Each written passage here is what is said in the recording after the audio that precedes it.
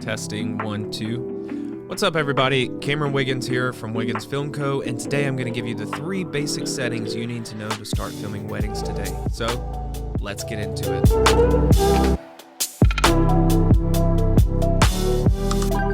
So when discussing these 3 basic settings for your camera, what you're going to want to know to record cinematic videos are shutter speed, aperture, and ISO.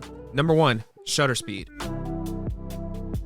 Shutter speed's extremely easy, and I'm not really going to go into too much detail here. Shutter speed, double it. So if you're filming in 24 frames per second, it's going to be 1/50. If you're filming in 60 frames per second, it's going to be 1/120. Next. Number 2 is aperture. Aperture starts to become a little bit more confusing, but the quickest, easiest way to explain aperture is the higher the number, the less light that is going to be let into that sensor, because what's happening is the mechanical diaphragm in the lens is either opening or closing. So the higher the number, so if you look on your camera, it's going to say f2.8 or f16. 2.8 is going to be really like open, and f16 is going to be really closed, and that essentially works just like how your eye does. Think of your pupil as the aperture and your iris as the diaphragm in the lens, and it opens and closes to let more or less light in. Now that you got that covered, let's move on to the last one, ISO.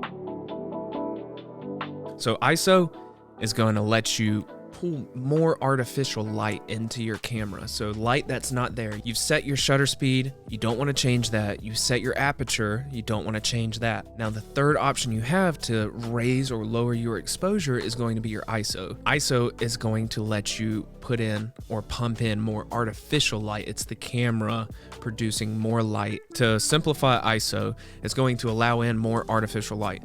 So you have your shutter speed set, you have your aperture set, you have all your lighting, say maxed out or at the settings that you want, and you're still not happy with your exposure and you want to brighten it up a little bit. So all you have to do is just raise your ISO, but be careful with that, because if you go too high, it's going to bring in a lot of noise, like unwanted noise, like digital noise that you don't want. I mean, unless you're into that kind of thing and you want it to not look so 4K or crispy, whatever you want to call it. So to recap, shutter speed, double it. Aperture, user preference, lets in more or less light. ISO, artificial light. Add more fake light to your image. So to keep this very simple, to explain shutter speed and give an example, you could see here it's properly set at 1/50 at 24 frames per second, and the motion blur is very natural. It looks normal, it looks pleasing to the eye, and it's typically what you would see in a cinematic movie, Netflix, anything like that. Now what I'm going to do is raise the shutter speed and make it faster and show you how it gets rid. So it's not raised much, but you can already see the difference, how it's just too smooth and there's no blur to the movement. Now if we go, this is 1/10, and it's just so choppy and it looks all crazy, and there's lots of weird movements, way too much like motion blur. And let's go back to it. And now we are set back at our correct shutter speed. We have good exposure and everything looks natural. And back to good motion blur. Now discussing aperture, this is going to allow you to either let in more or less light, like we had discussed before, while also controlling your depth of field. So right now we're set on 2.8. I like how it captures my face and gives a slight blur to everything else that's not in focus. And to exaggerate that, I'll drop it down to 1.4. This is a Sigma 24mm that I'm filming on. And you can see how it brightens up the image because it's allowing more light to come in. And you can just see that it's having a hard time even keeping my entire face in focus, much less like this microphone. So to film this low, I would recommend it being more of like a detail shot on something. If not, if it's a person, you might want to raise that up to at least 2.8. It also gives you a good amount of blur to your background and foreground while retaining the subject pretty well. So I like filming at 2.8. Sometimes I'll go down a little bit lower if I need to let in more light. To exaggerate ISO, filming in C-Log, the native ISO is 400. Mine's set on 500 right now, just to give it a little stop up. I'll drop it down and show you. So this is 100. It's way too low. It's going to be way too noisy. These shadows are going to be crushed. On the Canon R6, about 6400 is as high as I go. I may go a little bit higher depending if I want to process that in post.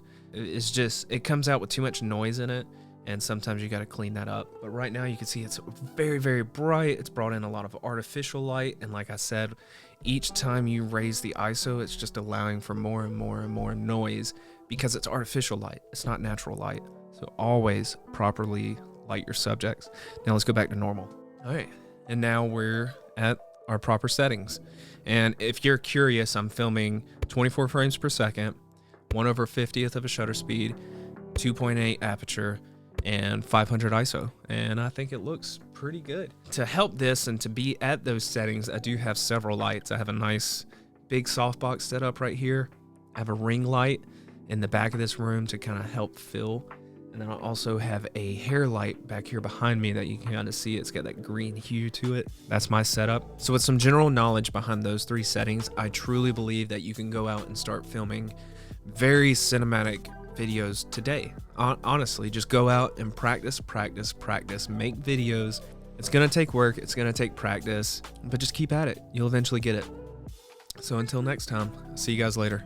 Thank you guys for watching this video. I would highly appreciate it if you would smash that subscribe button, hit the little bell icon so you get notifications when I post new content, which is going to be about weekly. So if you guys are into this kind of stuff, you like these videos, please subscribe, like, comment, share it with your friends, and let me know what you think.